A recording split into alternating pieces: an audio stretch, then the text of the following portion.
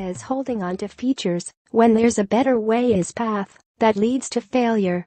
After naming the iPhone X as one of the 25 best inventions of the year, Time sat down for an interview about the smartphone with Apple's design chief Jony Ive and hardware engineering chief Dan Riccio. Riccio believes the iPhone X paves the way for the next 10 years of smartphones, given its radical redesign with a nearly edge-to-edge display, no home button, and advanced cameras for facial recognition and augmented reality. There were these extraordinarily complex problems that needed to be solved, said Ive. Paying attention to what's happened historically actually helps give you some faith that you are going to find a solution.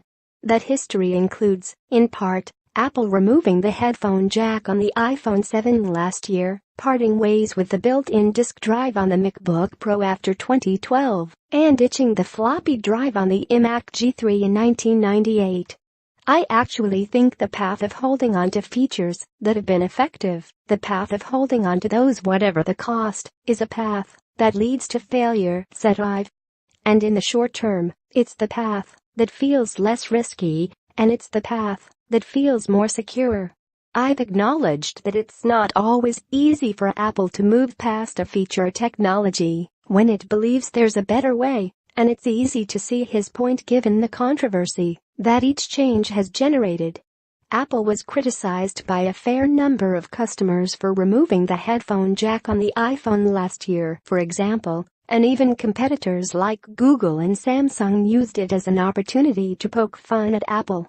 After time, however, many customers usually learn to adapt. Google even removed the headphone jack on the Pixel 2 this year.